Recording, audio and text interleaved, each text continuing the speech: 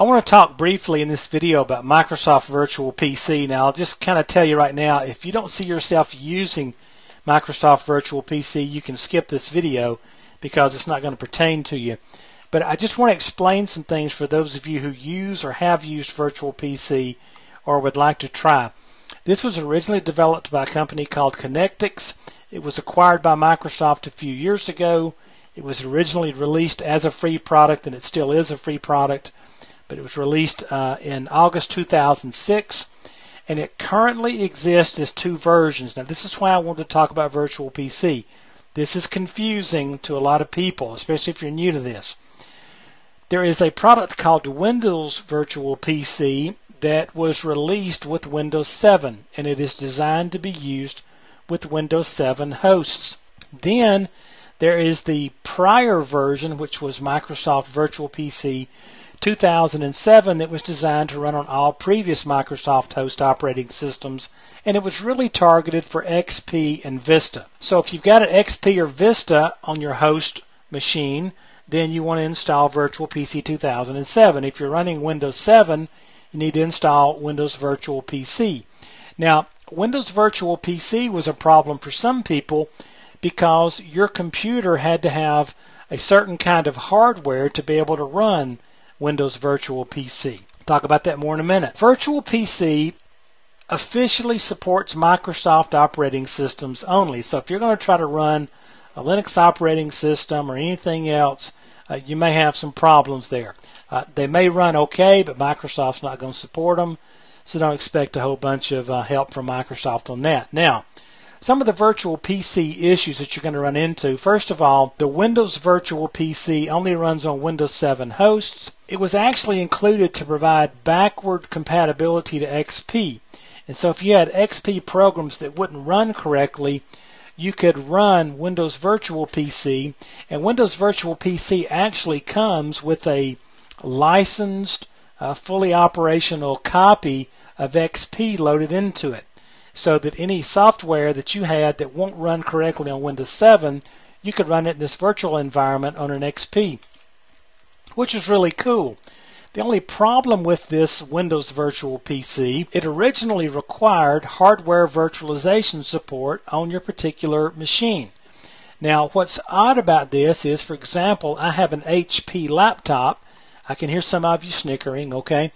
But with an HP laptop that was less than a year old, it did not have this hardware virtualization support, and it would not run Windows Virtual PC. Now, the good news is, as of March 19th, 2010, Microsoft has released an update to Windows Virtual PC that allows it to run on PCs without hardware virtualization technology. There are some other ifs, ands, and buts. I don't want to get into the whole flow chart here, but I just tell you that if you're running Virtual PC, just go out and Google and look on Microsoft's site, and you will see all about that. Now, if you decide you'd like to run Virtual PC, it's great.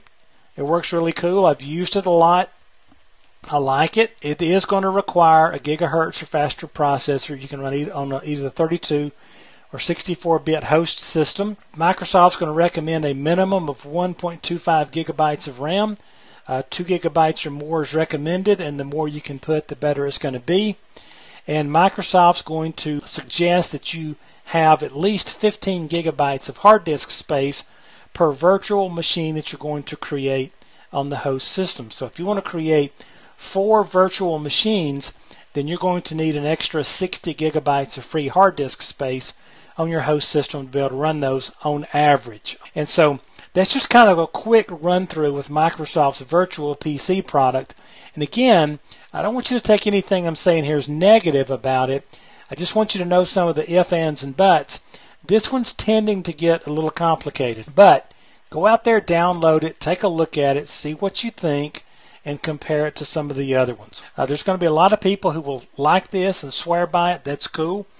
Just like everything else, use one that you like, that you're comfortable with, that does the job you need, and everything's going to be cool from there. Okay, so that's the rundown on Microsoft's Virtual PC product.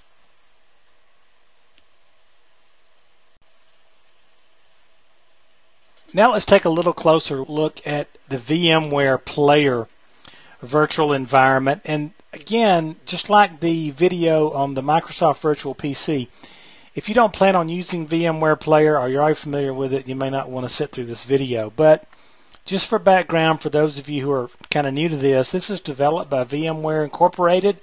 This is a virtualization company. The one thing you need to understand is the VMware Player, the free product that's offered by VMware, is free for personal, non-commercial use. And so you might want to go look at licensing before you use this in a production environment. Now this free version, or the VMware Player product, is the little brother to the VM Workstation product. Now VM Workstation has a lot more features than the VMware Player. So if you're using VMware Player and you find yourself needing to do something that you can't do, go look at VM Workstation, and it could be that it's time to go ahead and spend some money and get the functionality that you need. Now notice one big difference between VMware Player and Microsoft's Virtual PC is that VMware Player will run on Windows or Linux, and that could be huge for you. So a little bit wider support there. And I will tell you that the VMware products have an extremely loyal following. And there's a simple reason for this. VMware products tend to have excellent performance. And I don't want to go too deep here and bore you too bad, but if you go out there and kind of read a little bit about VMware, they go a little bit different way of doing things with their architecture, and it does in fact give excellent performance. As a matter of fact, the VMware Player products, or the VMware products, will actually run Windows XP faster than the Windows Virtual PC product will. Okay, so just be aware that VMware Player, excellent choice, and you should go take a look at it. Okay, real quickly, the system requirements on the VMware Player are as follows. Notice they publish 1.3 gigahertz for faster processor, and the or faster is the key. 1 gigabyte of RAM is required. 2 gigabytes or more is recommended. Very similar to the Virtual PC requirements. Notice this is kind of interesting. They publish that you should have at least 1 gigabyte for each guest operating system, and I will tell you that is an absolute minimum. But part of that is because of the Linux aspect, and those footprints can be considerably smaller than Windows operating system footprints. But most of the time you're going to use considerably more than 1 gigabyte for your guest operating system, but that is the stated system requirement. So again, VMware Player is an excellent choice. I really can't strongly suggest enough that you go out there, download this product, play with it and familiarize yourself with it, and it may well be the one you land on and the one that becomes your favorite.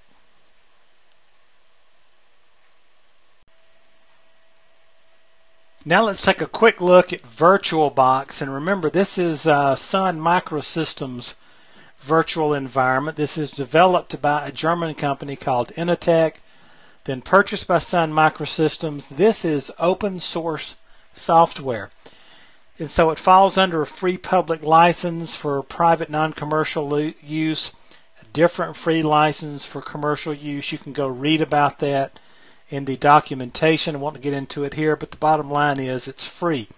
Now, I want you to notice VirtualBox runs on Windows XP, Vista, Windows 7, Mac OS X, Solaris, FreeBSD, and a lot more. So just experiment. From what I have seen and from the little bit that I have played with a few of these products, I have seen VirtualBox to be by far the most flexible. Okay, now your experiences may be different, and so I don't want to get a debate going, but I like VirtualBox, and we're going to use VirtualBox in this course. And again, a lot of what you see happening here with dealing with the hard disks, setting memory, going full screen, the host key, and all that kind of stuff will be very similar between the different products. With VirtualBox, notice their system requirements, at least 1.5 gigahertz or faster CPU. And again, faster is going to be the key. Notice VirtualBox is only requiring 512 megabytes of RAM minimum. They're saying 1 gigabyte or more recommended.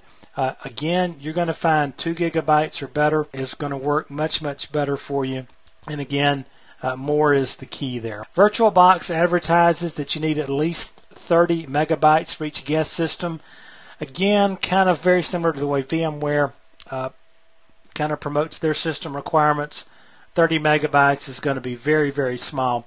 You're probably, for most operating systems, going to be working with gigabytes, and this can easily reach 10, 15 gigabytes very easily. You'll like VirtualBox. Go download it, play with it, read the documentation. I think you'll like it. And again, as I close out kind of these videos on the various individual products, work with each of them, play with them, go out to Google, even download some I don't mention here. But what I wanted to get you on are the free ones. And now, as we move through the rest of the quick start, we're going to install VirtualBox, set up some systems, and let you see how to get your hands on this and how to actually put it to use. So let's get busy.